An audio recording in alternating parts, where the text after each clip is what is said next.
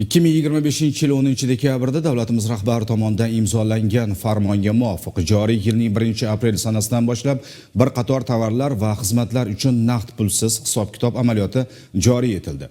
Biznesni rivojlantirish banki bu jarayonda respublikamiz bo'ylab mijozlar uchun qator qulayliklar taqdim etmoqda. Farg'ona viloyati misolida mavzuni davom ettiramiz.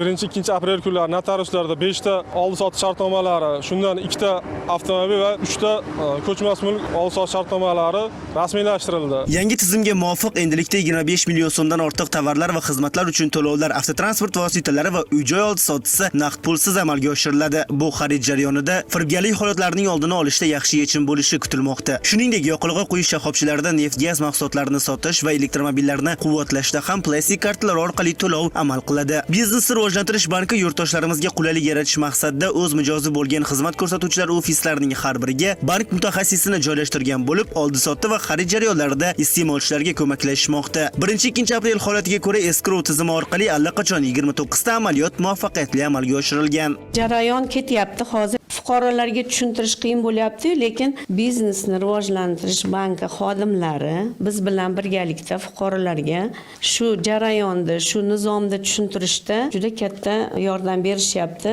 Biznesni rivojlantirish banki Farg'ona filialida umumiy 24 ta yoqilg'i quyish shoxobchasi mavjud bo'lsa, ularning barchasiga umumiy 690 ta BRB Momentum va Auto kartalari tarqatilgan bo'lib, bank mutaxassislari plastik kartasi mavjud bo'lmagan mijozlarga manzilning o'zida BRB Mobile ilovasi orqali rasmiylashtirib berishmoqda. Oltiariq tumanidagi avtomobillarga metan gaz quyish shoxobchasida ham ishlar jadal ketmoqda. Yonida kartasi bo'lmagan taqdirda, lekin naqd puli bor.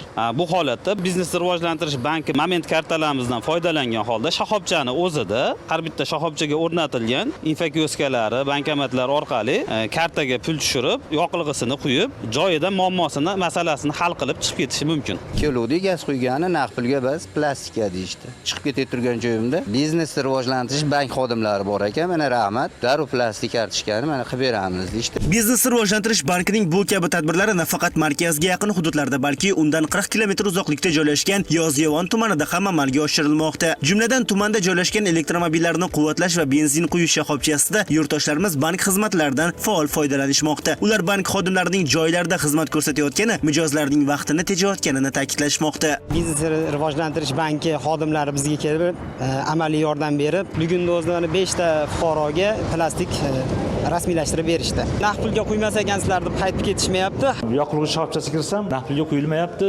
Aytsam, biznes rivojlantirish bank xodimlari rasmiylashtirib beramiz, mana 3 minut davomida darrov menga rasmiylashtirib berishdi. Juda qulay ekan. Alohida ta'kidlash kerakki, 2026-yil 1-apreldan boshlab biznesni rivojlantirish bankida Visa, So'm, Humo, Uzcard kartalari mutlaqo bepul taqdim etilmoqda va bu mijozlarni bank kartalari bilan ta'minlashda asosiy vazifani bajaradi.